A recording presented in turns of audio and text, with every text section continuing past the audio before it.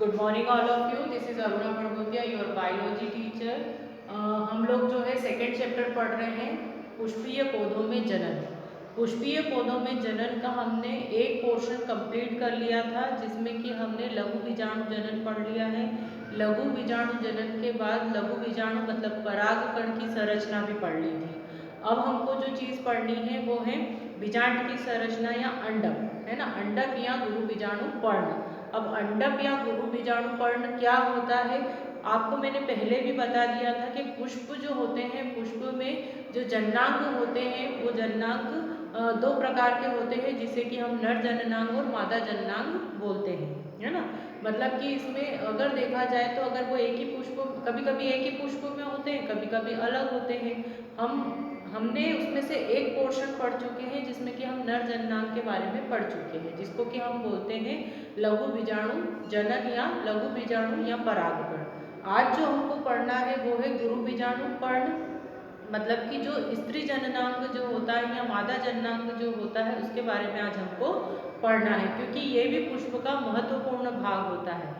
इसमें कभी कभी अंतर भी आपसे पूछते हैं कि लघु बीजाणु और गुरु बीजाणु में क्या अंतर होता है, या फिर लघु बीजाणु जनन या गुरु बीजाणु जनन क्या होता है, इन दोनों में भी अंतर को पूछते हैं। तो ये आपको, अगर आपने लघु बीजाणु जनन को अच्छे से स्टडी किया होगा, अच्छे से पढ़ा होगा, तो आपको ये चीज़ समझ में आ जाएगी। और अगर नहीं पढ़ा होगा तो फिर आगे आपको ये चीज़ समझ में नहीं आएगी। इसलिए मैं बोलती हूँ कि पुरानी वीडियोस को आप कंटिन्यू देखें, क्योंकि एक के बाद एक टॉपिक में ले रही हूँ, सलंग आपको नहीं पढ़ा रही हूँ, एक एक टॉपिक को ही मैं एक्सप्लेन कर रही हूँ, तो आप उनको अच्छे से देखो। तो आज जो हम पढ़ रहे हैं वो अंडक है और गुरु बीजाणु पर्ण है, ये दोनों एक ही भाग होते हैं। ये स्त्री जनन अंग होते हैं, पुष्प के महत्वपूर्ण भाग है। क्यों है महत्वपूर्ण भाग, क्योंकि आगे जाकर जो भ्रूण का निर्माण होता है या फिर ऐसा कहे फल का निर्माण होता है, वो फल का निर्माण बीजांड के अंदर ही होता है। परंतु इसके भी कुछ अलग अलग भाग होते हैं। हाँ, और ये कहाँ उपस्थित होता है पहले तो मैं ये बता दूँ आपको। आपने पुष्प का वो भाग जरूर देखा होगा जहाँ पर पंखुड़ियाँ लगी होती है, पंखुड़ियों के नीचे वाला भाग, मतलब कि ये अगर पंखुड़ियाँ हैं तो पंखुड़ियों का ये वाला भाग जहाँ पर सारी पंखुड़ियाँ आकर मिलती है, उस भाग पर एक मोटा सा भाग होता है, थिक भाग होता है ना, बहुत सारी कंबाइंड कोशिकाओं का भाग होता है, उस भाग को ये हम कहते हैं अंडक। जब आप उसकी पंखुड़ियों को हटा दोगे, किसी भी फूल की, चाहे कोई भी फूल हो, उसकी पंखुड़ियों को अगर आप हटाओगे तो नीचे आपको एक बेस वाला भाग मिलेगा जो अपेक्षाकृत मोटा होता है, उसी भाग को हम बोलते हैं अंडक या गुरु बीजाणु पर्ण। अब इसको गुरु क्यों बोलते हैं और जो परागकण है उसको लघु क्यों बोलते हैं, इन दोनों में क्या अंतर होता है, तो ये अंतर मैं आपको यहीं पर स्पष्ट कर देती हूँ। जो गुरु बीजाणु होते हैं, गुरु बीजाणु जो होते हैं वो साइज में थोड़े बड़े होते हैं, पर लघु बीजाणु जो होते हैं वो साइज में बहुत छोटे होते हैं, बहुत बारीक होते हैं, जैसे राई के दाने होते हैं, राई के दाने से भी बहुत छोटे, है ना। और इनमें एक अंतर ये होता है कि जो गुरु बीजाणु होता है, गुरु बीजाणु की संख्या एक होती है ना, या गुरु बीजाणु की संख्या 2 या 2, 4, 8 इस तरह से हो सकती है, पर इनकी संख्या अगर हम देखें तो लघु बीजाणु से कम ही होती है। इनकी संख्या में दोनों में यही अंतर होता है। दोनों का जो निर्माण होता है वो अलग अलग जगह पर होता है। गुरु बीजाणु जनन का के निर्माण की क्रिया को गुरु बीजाणु जनन कहते हैं और लघु बीजाणु निर्माण की क्रिया को लघु बीजाणु जनन कहते हैं। दोनों का निर्माण अलग अलग होता है। कैसे होता है, लघु बीजाणु का निर्माण जो होता है एक तरह से माइक्रोस्पोरेंजियम के अंदर होता है ना, और गुरु बीजाणु का निर्माण जो होता है मेगास्पोरेंजियम के अंदर होता है। तो इसलिए जो गुरु बीजाणु होते हैं उसको मेगास्पोर भी बोलते हैं और जो लघु बीजाणु होते हैं उसको माइक्रोस्पोर भी बोलते हैं। तो दोनों में ये अंतर है। अगर आपने कभी 2 नंबर में भी आया और अगर इतना भी लिखा तो आपको पूरे 2 नंबर मिल सकते हैं, है ना। तो आज जो हम पढ़ने जा रहे हैं वो है अंडक या गुरु बीजाणु पर्ण। मैंने बता दिया है कि पुष्प का जहाँ पर पेटल लगी होती है, जहाँ पंखुड़ियाँ लगी होती है, उस पर उभरे हुए भाग को, मोटे भाग को क्या बोलते हैं, अंडक या गुरु बीजाणु पर्ण। अब गुरु बीजाणु पर्ण जो था, अगर आपने पंखुड़ियाँ हटाई तो आप देखना उसमें ऊर्ध्वाधर भाग दिखाई देता है। तो यहाँ पर अगर हम देखें तो अंडक जो होता है वो 3 भागों से मिलकर बना होता है। वो भाग कौन कौन से होते हैं, उसको हम बोलते हैं अंडाशय, वर्तिका, वर्तिकाग्र। इसको हम उल्टा पढ़ेंगे, ठीक है। अंडाशय जो होता है वो ये वाला भाग होता है। अगर आप इसकी, जैसे यहाँ पर ये पंखुड़ियाँ होती हैं, ये पंखुड़ियों वाला पोर्शन है, अगर आप इसको हटा दो, इस भाग को अगर हटा दो तो ये वाला भाग बचता है, इस भाग को क्या बोलते हैं? अंडाशय बोलते हैं, जिसके अंदर अंडे लगे होते हैं, ठीक है, या ओव्यूल या बीजांड लगे होते हैं, उनको बीजांड भी बोलते हैं। तो ये मोटा भाग जो होता है इसको बोलते हैं अंडाशय। अंडाशय जो होता है नीचे की ओर डंठल से जुड़ा होता है। आपने देखा होगा फूल का जो डंठल होता है जिसपे कि फूल लगे होते हैं, वो डंठल से ये जुड़ा होता है। फिर आता है वर्तिका। ये वर्तिका होती है इस तरह से जो लगी होती है, तंतुमय संरचना जो होती है या फिलामेंटस जो संरचना होती है उसको बोलते हैं वर्तिका। वर्तिका के ऊपर होता है वर्तिका। तो ये तीनों ही जो भाग होते हैं ये किसके होते हैं? अंडक के।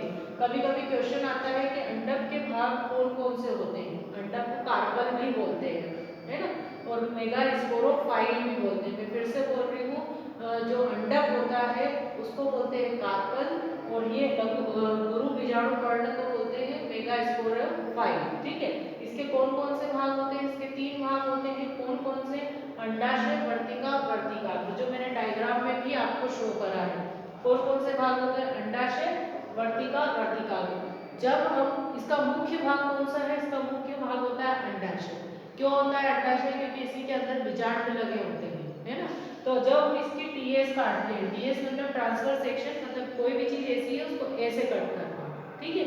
जब हमने इसको ऐसे कट करते हैं, ये एक्सपेरिमेंट भी है आपको, जब हमने इसको ऐसे कट करा तो हमको ये 3 भाग दिखाई देते हैं। अब जरूरी नहीं है कि 3 ही भाग हो, ये 4 भी हो सकते हैं, कभी कभी 5 भी हो सकते हैं, कभी संयुक्त भी हो सकते हैं, ज्यादा भी हो सकते हैं। तो अलग अलग पौधों में इनका जो शेप है, साइज है और नंबर है वो अलग अलग हो सकता है। बीजांड की संख्या भी अलग अलग हो सकती है। बीजांड की संख्या भी कभी भी एक नहीं होती है, ठीक है। तो जब हम इसकी कटिंग करते हैं तो हमको ये इस तरह से एक फ्लावर जैसी स्ट्रक्चर दिखती है, जिसको हम बोलते हैं, इसके अंदर छोटे छोटे बीज लगे होते हैं। इन बीजों को बोला जाता है बीजांड, है ना। क्या बोलते हैं इसको? बीजांड बोलते हैं, और इसको ओव्यूल बोलते हैं। आपको इंग्लिश में ही पढ़ना चाहिए।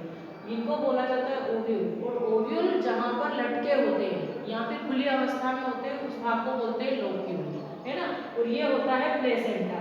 प्लेसेंटा का क्या काम होता है? प्लेसेंटा का काम होता है जो बीजांड होते हैं उन बीजांडों को एक तो पोषण प्रदान करना। पोषण मतलब कैसे? जैसे कि बच्चा जो होता है माँ के गर्भ में होता है तो वो भी एक थैली में बंद होता है। क्यों बंद होता है? उस थैली को बोलते हैं प्लेसेंटा। वो प्लेसेंटा क्या करता है?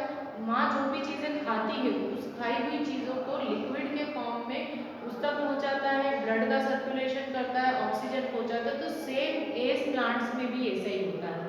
जो प्लेसेंटा होता है वो प्लेसेंटा क्या करता है?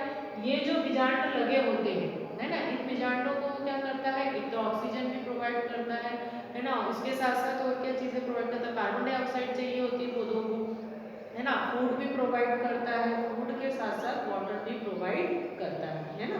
तो इस तरह से ये इसकी कटिंग हमने पढ़ी। अब हम पढ़ेंगे इसकी संरचना। ये जो है, ये जो बीजांड लगे होते हैं, इस बीजांड की संरचना हम पढ़ेंगे। बीजांड जो होता है पौधे में, नर एक तरह से देखा जाए तो मादा जननांग होता है, या यहाँ पर ही भ्रूण का निर्माण होना है। आगे जाकर यहीं पर परागण की क्रिया होती है। आपने देखा होगा, हमने माइक्रोस्पोर पढ़ लिए हैं, हमने परागकण पढ़ लिए हैं। वो परागकण कहाँ पर आते हैं? वो परागकण इस बीजांड पर ही आते हैं, और फिर क्या करते हैं? इनमें निषेचन की क्रिया होती है, और निषेचन की क्रिया के फलस्वरूप आगे जाकर भ्रूण का निर्माण। तो अभी हम जो पढ़ेंगे वो ये वाली संरचना पढ़ेंगे। अगर आप इसको देखोगे, इसको आप जब माइक्रोस्कोप में देखोगे तो आपको ये ऐसा दिखेगा। पर एक कंडीशन होती है कि सभी पौधों में बीजांड जो होता है वो समान नहीं होता है, उसकी संरचना में अंतर होता है। उनकी सिमिलर चीजें हो सकती हैं पर बहुत सारा अंतर उनमें फिर भी पाया जाता है ना। पर हम एक की संरचना को अगर समझ गए तो बाकी पौधों में पाए जाने वाले जितने भी बीजांड हैं उनकी संरचना को भी हम जान सकते हैं। तो पहले हम इसकी संरचना को देख लेते हैं, है ना। इसकी संरचना में 3 मुख्य भाग होते हैं। तो 3 मुख्य भाग क्या होते हैं? एक तो ये माइक्रोपाइल हो गया, ये चेलेजा हो गया, और ये फ्यूनिकल हो गया। ये इनमें ही अंतर होता है। ये इसलिए बताया मैंने, ये माइक्रोपाइल, चेलेजा और फ्यूनिकल, ये मैंने इसलिए बोला क्योंकि जब आप इसमें आगे पढ़ोगे कि इसके प्रकार पढ़ोगे, जब बीजांड के प्रकार जब आप पढ़ोगे तो इसी में ही अंतर आता है। जितने भी बाकी संरचनाएं समान होगी, बाकी संरचना में कोई अंतर नहीं आएगा, पर जो बीजांड के अन्य संरचना है जैसे माइक्रोपाइल, चेलेजा और फ्यूनिकल, इनके डायरेक्शन में अंतर आ जाता है, इनकी दिशा में परिवर्तन हो जाता है। इसी आधार पर बीजांड अलग अलग प्रकार के होते हैं, है ना। अब हमने ये तो पढ़ लिया, हम यहाँ से शुरू करते हैं इसको। फर्स्ट भाग जो होता है फ्यूनिकल होता है। फ्यूनिकल जो होता है ये इसको ज्वाइंट होने में मदद करता है ना, ये बीजांड को जुड़ने में मदद करता है। फिर आता है वेस्कुलर स्टेंट। वेस्कुलर स्टेंट जो होता है इसका एक उभरा हुआ स्टाल्क होता है। स्टाल्क मतलब कि डंडी या ट्यूब भी हम बोल सकते हैं, जो इसको न्यूट्रिशन प्रोवाइड करने में हेल्प करता है। फिर आता है ये वाला भाग, ये लंबा भाग जो आपको दिख रहा है, ये वाला भाग चेलेजा होता है। इसका एक और भाग होता है जो मैंने इसमें लिखा नहीं, इसको बोलते हैं हाइलम, इसको बोला जाता है हाइलम। अब हाइलम क्या होता है, हाइलम वो भाग होता है, ये जो बीजांड वाला भाग है जो इस ट्यूब से जुड़ता है, जहाँ पर ये वाला भाग, इस भाग को बोलते हैं हाइलम। ये भी मोस्ट इंपॉर्टेंट भाग होता है क्योंकि किसी का हाइलम ऊर्ध्वाधर होता है, सीधा होता है, किसी में ऐसा होगा कि इधर होगा डायरेक्शन में, है ना। तो इसमें भी अंतर आता है। तो ये भाग जहाँ पर ओव्यूल जो होता है वो स्टाल्क से जुड़ा होता है, उसको हम बोलते हैं हाइलम। ठीक है, अब हम आते हैं इसके नेक्स्ट भाग पर। ये होता है रेफी, जहाँ से वो मुड़ता है, वो भाग जहाँ से बीजांड जो होता है मुड़ा हुआ होता है, नीचे की ओर मुड़ा हुआ होता है, उसको हम बोलते हैं रेफी।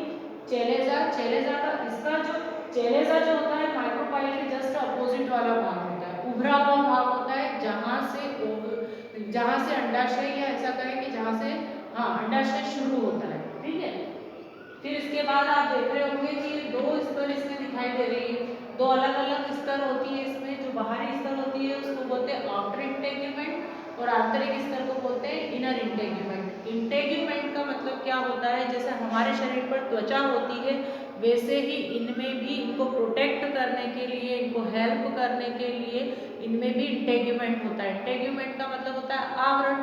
चूंकि इसमें दो स्तर है तो इसलिए हम बोलते हैं बाह्य इंटेग्यूमेंट और आंतरिक इंटेग्यूमेंट, आउटर इंटेग्यूमेंट और इनर इंटेग्यूमेंट, ऐसे टू पार्ट होते हैं, ये दोनों भाग होते हैं। अब आता है ये वाला भाग, इस भाग को क्या बोलते हैं, इस भाग को बोलते हैं न्यूसेलस। क्या बोलते हैं इस भाग को, न्यूसेलस बोलते हैं। और न्यूसेलस के अंदर जो ये वाला भाग होता है इसको बोला जाता है एम्ब्रायोसेक। एम्ब्रायोसेक का मतलब होता है भ्रूण कोश। ठीक है, भ्रूण कोश के अंदर ही भ्रूण का निर्माण होता है, इसीलिए हम इसको बोलते हैं भ्रूण कोश। कोश भी बोल सकते हैं, कोश भी बोल सकते हैं। इस भ्रूण कोश के अंदर जो होता है ये वाला जो भाग आपको दिख रहा है, ये मोस्ट इंपॉर्टेंट भाग है क्योंकि इसी के अंदर ही आगे एम्ब्रियो बनता है। एम्ब्रायोसेक के अंदर ही या भ्रूण कोश के अंदर ही भ्रूण का निर्माण होता है, पर वो अलग अलग कोशिकाओं से होता है। ठीक है, इसमें जो मुख्य कोशिका होती है वो होती है ये वाली, जिसको हम बोलते हैं पोलर न्यूक्लियाई। पोलर न्यूक्लियाई जो होती है मुख्यतः भाग लेती है आगे आने वाली निषेचन की क्रिया में, और यही जाकर परागकण के न्यूक्लियस से या केंद्रक से जुड़ती है और फिर उसके बाद भ्रूण का निर्माण करती है। पर यहाँ पर कुछ कोशिकाएं और होती है, ये दोनों कोशिकाएं, इन कोशिकाओं को बोलते हैं एंटीपोडल सेल और इसको बोला जाता है एग एपरेटस। अब ये दोनों ही जो कोशिकाएं होती है ये सहायक कोशिकाएं होती है। जो बीच में जो न्यूक्लियस आपको दिख रहे हैं, इन न्यूक्लियस को बड़े होने में, काम करने में, पोषण देना, उनकी सहायता करना, यही इन दोनों कोशिकाओं का काम होता है। एक जो ये दोनों कोशिकाएं जो होती है ये रहती न्यूक्लियस के साथ में ही है, पर कुछ समय बाद जब एक तरह से देखा जाए तो ये भ्रूण कोश जब मैच्योर होता है, परिपक्व होता है, तो दोनों विपरीत सतह पर जाकर चिपक जाती है ना।